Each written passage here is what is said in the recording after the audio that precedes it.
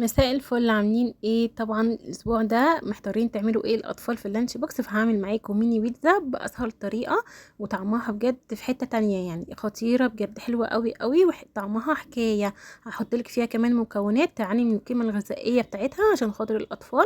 اول حاجه كده هنجيب بوله ونحط فيها 3 معالق صغيرين من السكر و3 معالق صغيرين من الخميره، واحط عليهم نص كوبايه صغيره من الميه. ميه تكون دافيه، يعني مش سخنه قوي. تمام، بعد كده هنقلب كويس جدا جدا لحد ما السكر والخميره يدوبوا مع بعض. هغطيها بقى واحطها على جنب لحد ايه ما تتفاعل وتختمر. هنجيب بقى كيلو من الدقيق، واحط عليه 3 معالق كبار من اللبن البودرة عشان يعلي من القيمة الغذائية معانا في العجينة. واحط نص معلقة من الملح ونص معلقة من بيكنج باودر.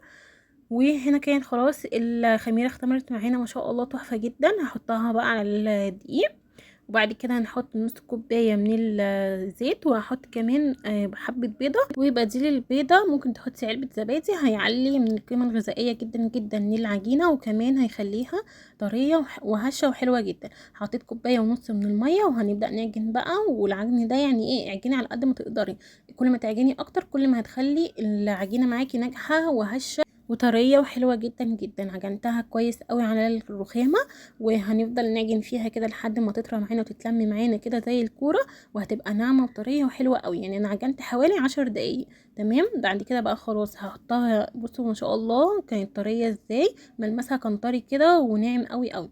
بعد كده هحطها بقى في الطبق وهغطيها، هتختمر لمده ساعتين. بعد كده هنجهز بقى المكونات اللي بتاعت الحشوه.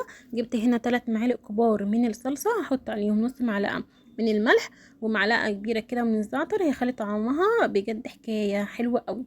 بعد كده هنقلب بقى الصلصه مع الزعتر واحطها على جنب. وهنجيب هنا طماطم كنت مقطعاها كده مكعبات، احط عليها معلقه كبيره برضو من الزعتر، هيخلي طعمها يعني في حته تالته كده خطير، حلوه قوي قوي قوي.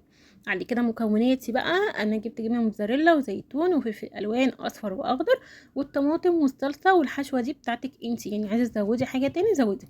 هنا ما شاء الله العجينه اختمرت معانا، كانت تحفه جدا وطريه وحلوه. هجيبها بقى كده على الرخامه، ونحط شويه دقيق الاول. وبعد كده هقسمها على جزئين، ناخد جزء نشكله. اول حاجه بقى هجيب النشابه، ولازم ايه نحط النشابه كده في الدقيق عشان يساعدنا على الفرد بسرعه جدا. هنا عايزه اقولك بقى ان انتي ما ترققهاش، يعني تخلي كده سمك العجينه لما تفرديها تكون ايه عاليه كده. شايفين شكلها عامل ازاي؟ عالي، مش رقيقه قوي. بعد كده هجيب بقى اقطعها، اول كوبايه اي حاجه عندك يعني اشتغلي بيها.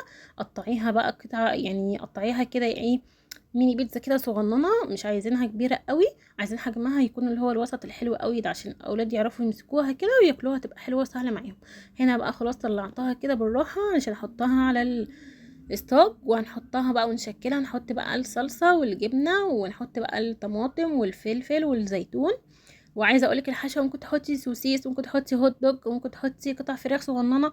بس انا حبيت ان هي تكون بسيطه، تكون بالخضار والجبن والزيتون بس. خطيره. شايفين هنا شكلها دخلت الفرن على درجه حراره 200. خدت تقريبا ربع ساعه. ما شاء الله طلعت عاليه وهشه كده وحلوه، حلوه قوي قوي بجد، تحفه. جربوا الطريقه دي، انجح طريقه للميني بيتزا.